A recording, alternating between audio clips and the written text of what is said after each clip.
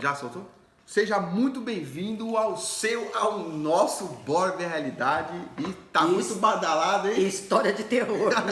Curte, compartilha, dá aquele like lá. E a gente tava num papo. Lembrando que vai ter um especial de Quaresma, né? Vai ter um especial vai ter de Quaresma. especial de Quaresma. aí. E eu quero contar uma história pra vocês ainda da rebeldia, né? Porque é aquilo que eu falei. Até eu chegar no kardecismo, eu fui umbandista, eu andei com pessoas do candomblé, eu fiz um monte de besteira. Então, por quê? Porque eu ainda não tinha encontrado Não, besteira não, né, mãe? Fiz, né, filho? Porque assim, eu não tinha orientação. Então, mas assim, ó, eu vou falar pra você tem sua opinião, você sabe, às vezes eu tenho o meu ponto de vista de enxergar às vezes as coisas, e eu sou aberta a qualquer tipo de comentário, né? Você sabe, a gente conversa bastante. Porque assim, o candomblé e a umbanda, tem muita gente que critica essas duas seitas, né? São as duas coisas que nem você falou assim, muito errado. Mas assim, se a gente for pegar a Bíblia no Velho Testamento, é quase uma ligação. É quase uma ligação. Na verdade, porque naquele tempo se ofertava bicho morto pra Deus. Na verdade, se ofertava um monte de coisa, né? Que hoje que a gente vê hoje na Umbanda e na. Certo que eu acho que tem muita coisa que tem que evoluir. Mas eu não tô comparando, gente. Porque não. A gente, o que nós temos que fazer, filho, é isso, ó. Eu sempre digo isso.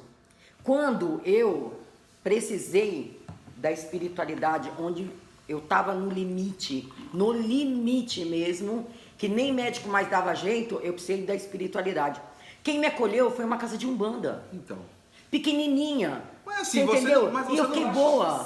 Não, mas você não fez maldade a ninguém. Não, mano. uma casa Entendeu? de umbanda. Tem gente que ele vai lá, ele gosta, ele vai lá, ele acende.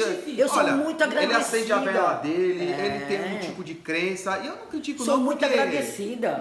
Eu acho assim, se você tem uma doutrina, né? Que eu vou falar, doutrina, não falo religião, porque religião é uma coisa que separa muitas pessoas. Não, né? Religião eu separa. tenho Deus é Deus, é um único só e pronto. O pessoal do candomblé tem o mesmo Deus, a Umbanda tem o mesmo cada Deus. Cada um só um jeito diferente de adorar ele. Exatamente. Então, assim, a Umbanda foi onde que você praticamente iniciou toda a carreira sua, toda a minha trajetória. Depois teve participações no candomblé e tal, até a gente sair disso tudo e partir pro kardecismo, que é onde a gente se encontra hoje.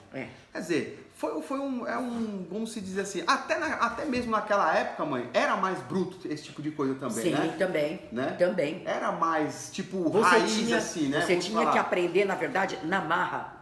Então... Na marra. Mas é uma coisa que eu deixo bem claro pra vocês também. Não tinha maldade, ninguém ia lá fazer, porque tem muita gente que às vezes pega um trabalho na esquina e acha que é pra uma pessoa, acho que não é. Não é assim.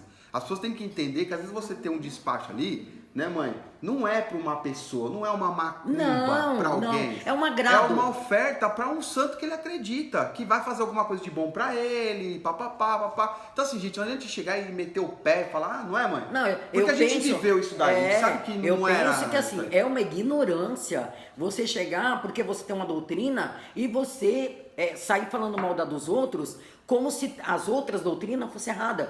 Eu não faço uma coisa dessa porque pra mim, todas as doutrinas é como se fosse uma coxa de retalho. E ó, tem gente dentro de igreja que faz mais maldade de um cara bolando santo dentro de um candomblé, tá? Sim, que o coração é muito melhor. Você quer pior do que uma macumba? É uma inveja. Exatamente. Você pode fazer 20 macumba. O ódio, né? Um ódio, uma inveja. O ódio. Meu filho, ela seca o cara que até vira caveira. Exatamente, o ódio, a inveja, o ódio, aquilo que você desenvolve da alma, da sua própria alma. Não, é o que a gente acredita, né, mano? Deus o livre, não. Então, assim, até eu chegar ao kardecismo, eu vivi algumas, eu falo assim, rebeldia, entendeu? Assim, tive muitos encontros espirituais, que aí, vamos supor assim, eu sempre digo que existem coisas na nossa vida que nós vivemos de 4 em 4 anos, porque eu também acredito muito em números, então a gente vive de 4 em 4 anos. Tem coisa que vivemos de 7 em 7 anos, então a espiritualidade, ela é de 7 em 7 anos. Então eu tive minhas primeiras crises espirituais com 7 anos e elas foram terríveis, né? Foi quando a coisa desabrochou, desapontou e eu comecei a ver coisas mesmo absurdas, né? E aonde eu narrei para vocês que eu comecei a dormir no meio do meu pai e da minha mãe, e eu dormi até os 12 anos de idade, né? Eu era muito diferente dos meus irmãos, infelizmente. Eu era muito quieta, muito calada, muito... Mas porque também eles não nasceram com o dom, né, mãe? eu era né? muito diferente, muito diferente. Então eu trazia a antipatia das pessoas por mim. Vamos supor, não era os primos, mas alguns tios que não iam muito com o meu jeito de ser, mas tinha aqueles que gostavam de mim, que me entendia, me compreendia, mas na maioria eu trazia isso, porque eu não era uma pessoa que eu era muito simpática, eu era diferente, eu tinha um jeito diferente de ser. Então, assim, eu me magoava muito fácil, eu era muito sentida, né? Eu tinha um amor tão grande pelas pessoas, ele era tão grande que eu não consigo explicar para vocês como que era. Era assim, eu via a necessidade do meu pai e da minha mãe como se eu fosse uma pessoa adulta. Eu lembro disso, hoje eu nem acredito nisso, porque hoje eu fui mãe, eu fui tia, eu conheço criança, eu trabalho hoje com seres humanos. Era uma experiência de responsabilidade de um adulto.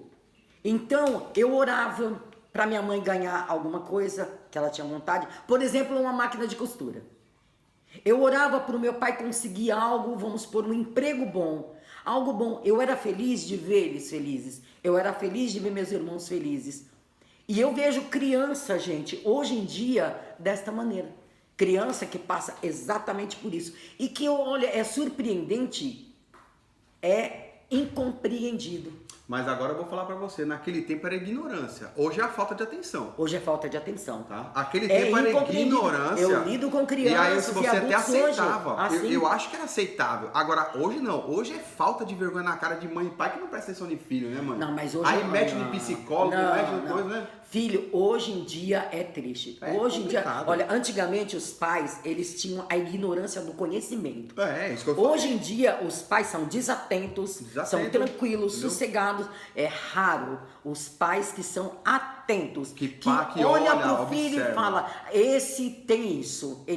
Quando eu criei vocês, eu fui mãe muito cedo. Eu fui mãe com 18 anos. Eu me casei com 16 anos.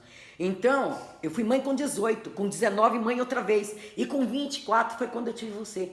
Quando as mulheres estão pensando em casar, eu já estava tendo você que era meu caçula. Hoje em casa com 24, né? Filho, mas eu sabia, hoje, né? Eu conhecia cada um de vocês. Eu sabia...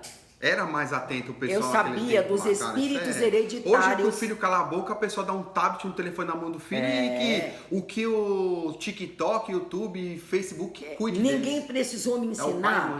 Ninguém precisou me ensinar, meu filho, que se na minha família tinha muitas pessoas viciadas em bebida, eu poderia ter um filho viciado em bebida por causa do espírito hereditário. Que também é um outro assunto também. Que às vezes você... observa a pessoa, né, mãe? E todo mundo pensa, esse cara aqui é um débil mental, que é um alcoólatra. Espírito hereditário. Tem muita gente que não é assim que funciona. Então, né, não precisou de ninguém me ensinar. Eu não precisei ir para lugar nenhum para alguém falar, olha, você educa a sua filha número 1 dessa maneira para não ter o espírito hereditário. Não, eu soube fazer para que eu não viesse sofrer aquilo. Porque você já tinha um conhecimento, praticamente quando você falou que você teve o primeiro filho com 18, você já tinha também pelo menos um pouco mais de conhecimento, que você já tinha ido pra Umbanda já, né? Já estava na Umbanda. Já estava na Umbanda. Então, quer dizer, cara, você conhece o que tem lá dentro. Rogério, não é, mãe? Você pelo menos começa a ter uma ideia do que é um espírito hereditário, o que é. Eu tinha conhecimento, porque os espíritos que trabalhavam comigo na Umbanda, eles conversavam comigo à noite. Exatamente. Eles iam me visitar. Que, aliás, eu tinha um bocado de medo dos caras. Eu tinha medo danado. Eu tinha uma baiana que ela era da Umbanda, pelo amor de Jesus, aquela baiana, misericórdia, eu tenho até medo de falar o nome dela, eu não sei nem onde ela tá, eu não vou nem falar, Ela, eu não sei se ela deve estar assim, comenta. andando por aí. É, mas beleza, continua andando. A continua bicha era andando. triste, Deixa ela triste. sair. Não dá o ex na mão dela, não, que ela vai achar. A bicha era triste, triste mesmo. E tinha os outros também, os outros irmãozinhos que era danadinho. E eles vinham falar comigo, eles falavam comigo. Então eu deitava pra dormir e ela era a chefe da gangue. Ela era a chefe. E já vinha visita. Vinha já falando as coisas. Então assim, eu comecei o meu contato espiritual mesmo dentro da Umbanda com 18 anos. Até os 18, gente, vocês não têm noção do que foi que eu passei. Vocês não têm noção. Não foi fácil. A gente pegou um pouco dessa fase aí.